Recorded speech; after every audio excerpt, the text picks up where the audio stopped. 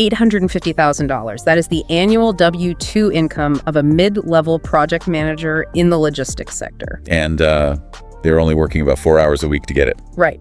Zero physical presence, zero manual labor. Welcome to MediaGenX. Today, we are opening up a massive stack of leaked corporate memos, forensic accounting audits, and cybersecurity white papers to explore a completely hidden economy. Yeah, we are talking about the shadow AI economy of 2026. Exactly. Our mission for this deep dive is to map out exactly how the top 1% of tech workers are secretly holding 5 or more full-time six-figure jobs at Fortune 500 companies simultaneously. And, we are going to look at the dark side of this too, because the federal wire fraud implications are massive. Oh, absolutely. So let's jump right in. Normally, when you hear about someone making nearly $1 million a year on a W-2, you picture a very specific grind, right? You picture an 80-hour work week, constant flights, massive stress, sacrificing your entire personal life. Right. It's that linear exchange. You trade your life energy for capital. But the data we are looking at today completely shatters that. I want to introduce you to a profile from our source material. We are just going to call him David. David is, he's the perfect case study for this bleeding edge phenomenon. He really is. So on paper, if you look at his HR file, David is a mid-level project manager. He earns $140,000 a year. But the forensic audits show that David secretly holds salaried roles at 5 different corporations at the same time, pulling in roughly $850,000 a year total. Right. And here's the craziest part. He only genuinely works about 4 hours a week. He spends his day at the gym or, just running errands. So let's unpack this. How does one guy hold down 5 demanding corporate jobs without touching a keyboard? Well, it requires a total paradigm shift in how we understand productivity. Yeah. David is essentially running a highly coordinated digital arbitrage. Right, but he's not outsourcing to cheaper human workers overseas like people did a decade ago. No. He is deploying localized, autonomous AI agent swarms to do the actual labor. Right. And they operate entirely under his digital identity. It is an incredible feat of engineering and, frankly, just pure audacity. So today we are going to break down the mechanics. We will examine the Go Stack architecture to see how they evade corporate IT. We'll map out the wealth mathematics that let them build multi-million-dollar portfolios in 36 months. And then we have to cover the fallout. Yeah. Because corporate America is fighting back hard. Right. The legal counterattacks are starting to detonate. So to understand how we got here, we have to look back. This didn't just happen overnight. No, this is the extreme evolution of remote work culture. If you look at the timeline in the source material, it points directly back to 2020. When everyone suddenly went remote. Exactly. It was a massive structural shock to middle management because, for decades, management was based on physical presence. Right. The manager walks down the aisle, sees you at your desk, and assumes you are working. Yeah, presence equals productivity. But when the physical office dissolved, management lost that visual confirmation. So they had to pivot to managing by output. They stopped tracking hours and started tracking deliverables. Like, did the code ship? Is the spreadsheet done? Precisely. And whenever you change the rules of a massive system, the participants figure out how to game it. If output is all that matters, speed becomes your primary leverage. Which brings us to what the researchers call overemployment 1.0 back in 2022. Yeah, there's a fascinating case study here on a worker named Jonathan. He was a software developer who realized his job only took about 20 hours of real effort a week. Because his manager only cared about closed support tickets. Right.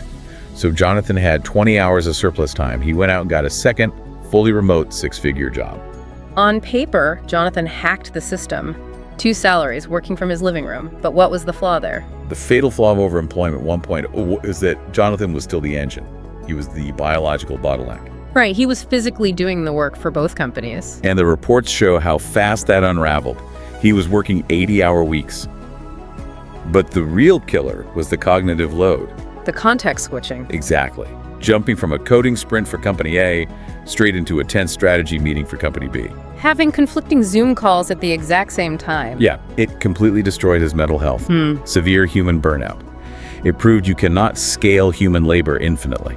So the transition from Jonathan in 2022 to David in 2026 is all about removing that biological ceiling. That is the defining trait of Shadow AI 2.0. These workers are no longer the engine. They are the orchestrators. And we aren't just talking about a chatbot writing an email. You mentioned agent swarms. What exactly is an agent swarm? An agent swarm is, it's multiple specialized AI models working together. They don't need a human to prompt every single step. So how does that look in practice for David? Say David has a coding task. He deploys a manager agent. That agent reads the task, then delegates it to a developer agent. Which writes the code. Right. Then it passes it to a QA agent to test for bugs. They iterate, fix errors, and produce a final product all in the background. That is wild. It really reframes the whole concept of a worker. I mean, are these guys fraudsters, or are they just operating a localized industrial revolution? It's a great analogy. Think about the power loom. Right. The weaver went from making one thread at a time to managing 20 machines. David is basically a digital factory operator now. He is. The output scaling is identical to the Industrial Revolution. But the big difference is the deception. Because the factory owner bought the looms in the open. Exactly. David is running his factory in secret while legally contracting his personal human time to 5 different employers who think they're paying for him. And those employers expect him to be securely logged into their enterprise systems, which brings us to the tech. Enterprise IT tracking is serious stuff. Oh, it is incredibly sophisticated. They track CPU usage, keystrokes, active screen time. So how is David avoiding detection across 5 separate surveillance systems at once? He uses what cybersecurity experts call the ghost stack. It's a masterclass in systems architecture. Okay, I want to break this down layer by layer, because this is where the sheer genius of this crime comes out. If I'm David, I have 5 corporate laptops sitting on my kitchen table. But you can't toggle between 5 physical keyboards all day. Right. So how do you consolidate that without IT knowing? You start with hardware isolation. David leaves those 5 laptops in a drawer. He builds one massive high-performance desktop, and he installs a hypervisor. Okay, wait, a hypervisor, is that like a dual boot system where you pick Windows or Mac when you turn it on? No, it's much deeper. A hypervisor sits below the operating system. It lets you take the physical resources of that computer. Like the processor and the RAM. Right, and carve them up into completely isolated virtual machines, or VMs. So David runs 5 VMs at the exact same time. So Company A's spyware is on VM1, and it has no idea that VM2 even exists. Not at all. To Company A, it looks like their software is running on a dedicated laptop. But IT also looks at network data. Right, they log your MMASI address, your physical hardware ID. And if 5 different corporate VPNs are connecting from the exact same MSE address on the same home router. That looks like a server farm, not a guy working from his couch. Exactly. So the hypervisor spoofs a fake MSE address for each VM, and David routes each one through a different IP tunnel. So Company A sees a normal connection from a house in Austin, and Company B sees a connection from a slightly different node. Yep. The telemetry perfectly matches a standard remote worker. Okay, but a secure connection doesn't help if the tracking software says you've been idle for 6 hours. These companies use software that takes random screenshots and logs keystrokes to calculate an active engagement score. Which brings us to the second layer of the ghost stack, phantom input. Because if David is at the gym, his keyboard is silent. Back in the day, people used physical mouse jigglers, right? Yeah, little USB devices that just shook the mouse. Yeah. But modern IT catches those instantly. How? Because a physical jiggler moves the mouse in perfect geometric loops at a constant speed. Humans do not move like that. We are erratic. Exactly. We move fast, slow down as we get near a button, overshoot it, correct ourselves. We stop to read for a minute, then scroll again. It's human entropy. So how does the AI fake that? The AI agent isn't just writing code in a hidden terminal.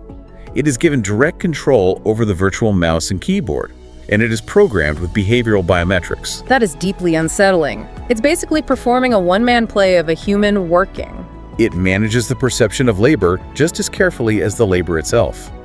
It physically types the code, adding micro pauses between keystrokes. It organically clicks around internal dashboards. So when the tracking software takes a screenshot, it captures a perfectly normal cadence of human work. Flawlessly. But that only covers asynchronous work, like coding. Right, corporate life is all about Slack and Teams. If a manager pings David with a specific question, a generic auto-reply is going to get him fired. Which is why the third layer uses highly localized, large language models and RAG. Let's talk about RAG, Retrieval Augmented Generation, because an AI doesn't just naturally know what happened in Company C's private marketing meeting. Right. Standard AI models are trained on the public internet. They have great reasoning skills, but zero context about your specific company. So how does RAG fix that? RAG connects the AI to a localized vector database.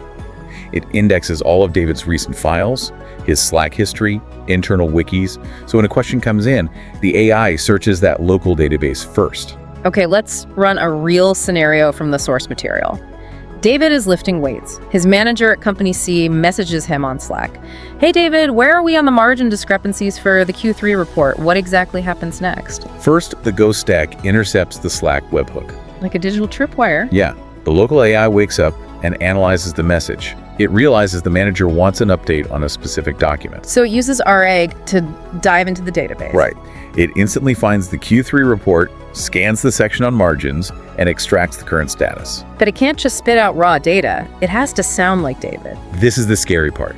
The AI has been fine-tuned on David's actual Slack history. It knows his digital voice.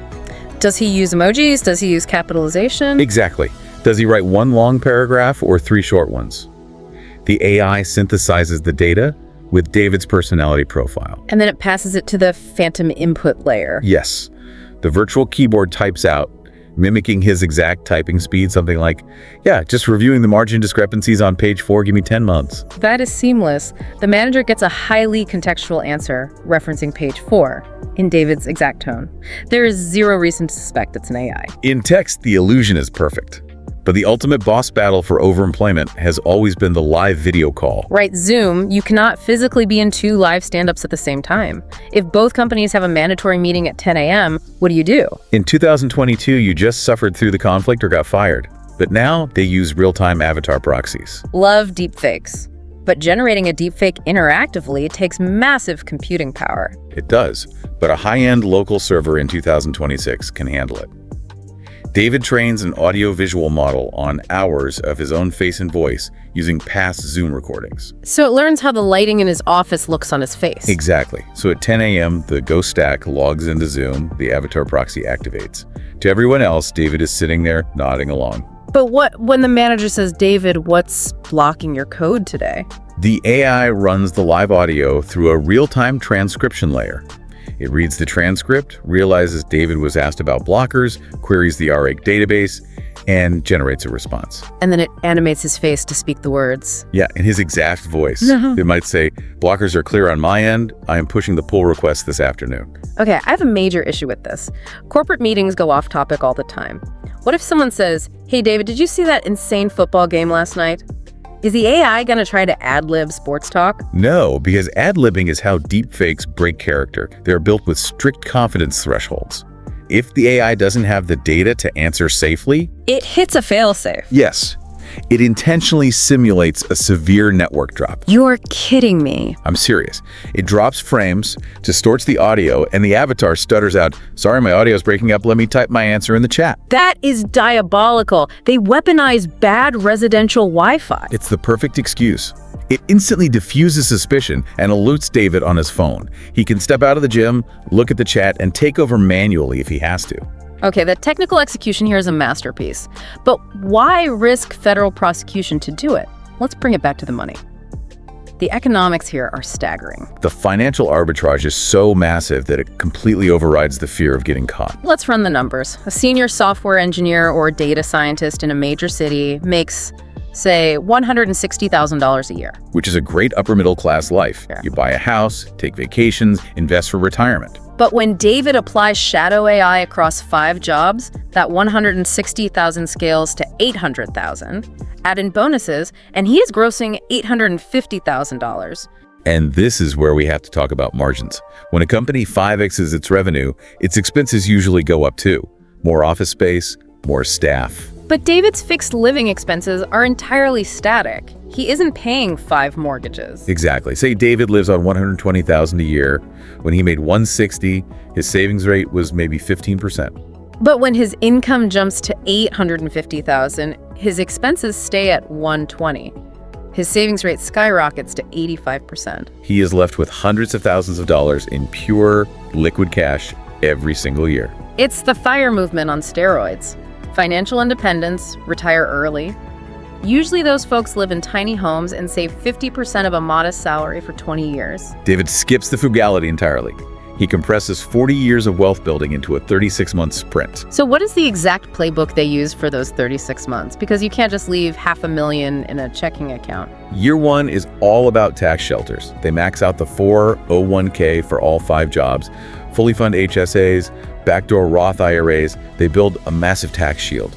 But in years 2 and 3, they pivot hard. They don't just buy S&P 500 index funds. No, because a 7% yield is too slow. If you want to retire in 3 years, you need massive cash flow.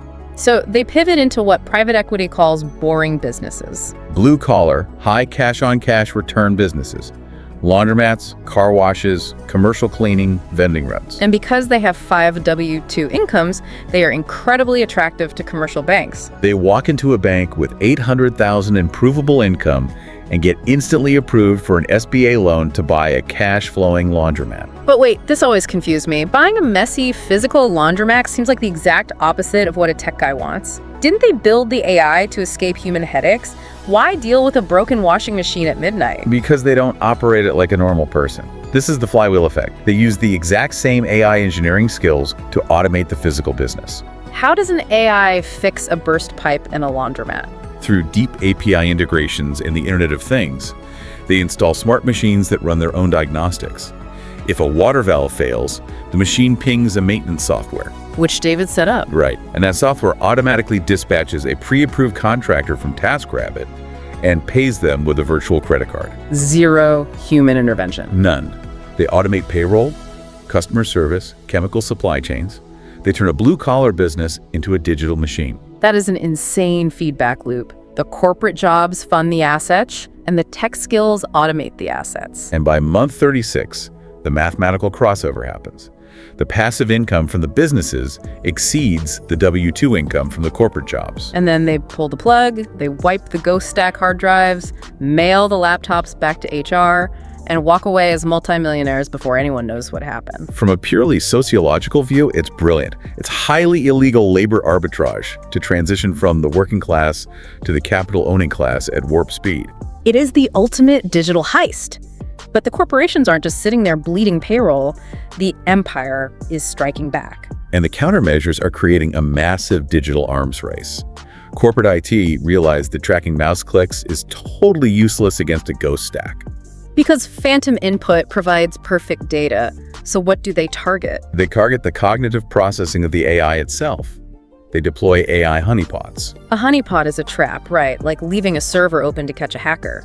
How do they use that on an employee? They use a technique called the canary trap. It exploits the fundamental difference between human logic and AI logic. Give me an example of how that works. Let's say David's manager sends him a data set to format, but the internal security AI has secretly modified the data. It injects a highly specific, totally illogical contradiction into the numbers. Like a financial variable that mathematically breaks the entire premise of the report? Exactly. Now, a human analyst reading that would instantly spot the friction. We have common sense. A human would ping the manager and say, hey, these numbers contradict the Q2 projections. Can you clarify? But David isn't reading it. The ghost stack intercepts it. And LLMs are incredibly literal. If they aren't explicitly told to look for logical errors, they just process the prompt. So the AI just blindly ingests the flawed data. Yes, it forces a resolution. It mathematically contorts the data to finish the task, and in doing so, it generates an output with a highly specific, traceable error signature. A result no human mind would ever come up with. Right. The second that assignment is uploaded, the honeypot scans it, detects the signature, and flags the worker immediately. The canary dies in the coal mine. It's like a digital die pack. Exactly. Like the exploding ink on stolen bank cash. It doesn't stop the AI from doing the work, but it permanently marks the output as machine-generated. But think about what this means for corporate trust. Companies are spending millions on internal counter-espionage just to verify their employees are actually humans. The presumption of trust is gone. It's a completely adversarial environment now. And that means evading detection forever is impossible. Eventually, an API update breaks the ghost stack, or a canary trap goes off, and when you get caught, the downside is severe. Let's get into the dark side segment. The legal liability here is catastrophic. When you take a corporate job, you sign IP assignment clauses and NDAs. Right. The company owns your work product, and their proprietary data must stay secure. But look at the ghost stack.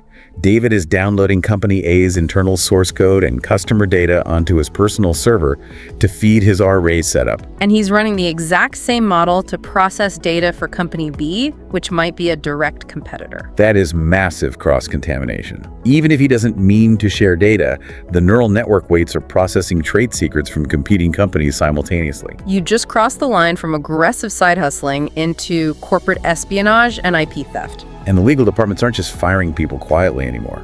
They are pushing for federal wire fraud charges. Because he's using corporate hardware, crossing state lines on enterprise servers, and taking bank deposits while running unauthorized scripts to defraud the company. Wire fraud means federal prison time. And they are hitting them with civil suits for salary clawbacks, demanding hundreds of thousands of dollars back, plus punitive damages for the IP risk. So the risk-to-reward ratio gets really dark when federal prison is on the table. But even if you don't get caught, there is a massive psychological toll that these online forums never talk about. The 4-hour workweek is a myth when the system breaks. The mental bandwidth required is insane. You have to think of David like an air traffic controller managing 5 international airports in total secrecy. And AI hallucinates and makes catastrophic logic errors. Imagine it's 2 a.m. on a Tuesday. David is asleep. His agent for Company C is running a routine database indexing script. But the AI hallucinates a parameter. Instead of archiving old data, it drops the entire live production database for a major client. Oh my God. Instantly, monitoring systems at Company C go crazy. Pager alerts fire off. Slack channels are in a panic. The company is losing millions. David's phone starts vibrating off the nightstand. He wakes up completely disoriented. First, he has to figure out which of his 5 identities is melting down. Then he has to boot up the correct VM, read the chaotic code his AI just wrote, and try to fix a massive database failure. All while pretending to his frantic managers that he just made an innocent human error.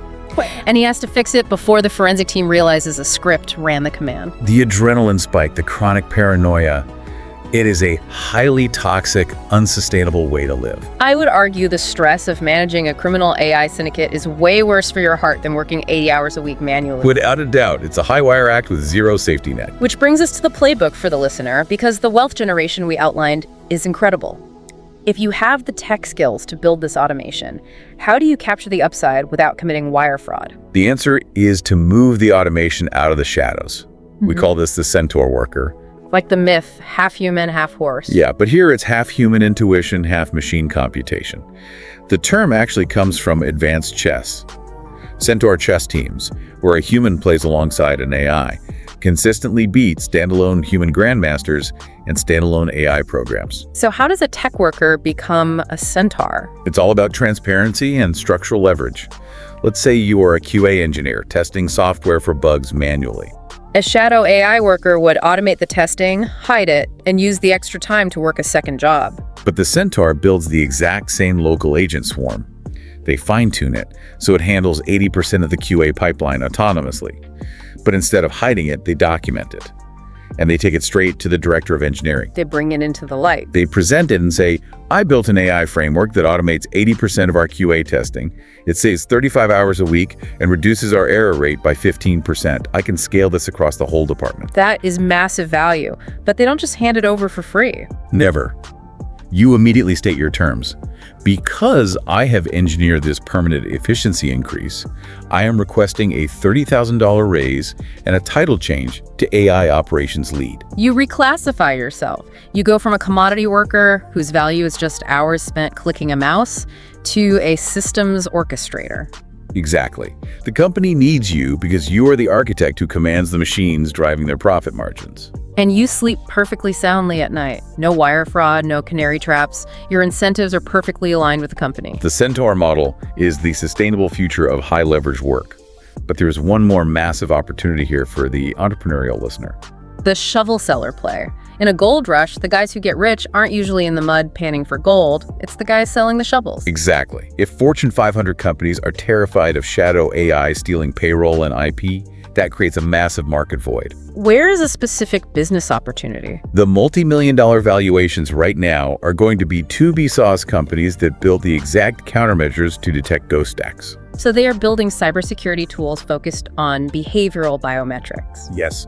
startups are building human verification APIs that plug right into Slack and Zoom. So they aren't looking for physical mouse jigglers. They are analyzing the micro-timing of your keystrokes in a live chat. They analyze the semantic predictability of your sentences. On video calls, they use microexpression analysis to instantly detect the digital artifacts of a live deepfake avatar. They are commercializing the canary traps. So if you know how to build a ghost stack, the real wealth might be in building the software that enterprise IT buys to detect ghost stacks. You provide certainty in a completely deceptive landscape. If we synthesize all this data, the overarching theme is clear. The future isn't humans versus AI. It's humans who command machines replacing humans who don't. All right, so what does this all mean for you, the listener? Let's recap the playbook. Number one, the shadow AI economy is a massive 2026 arbitrage.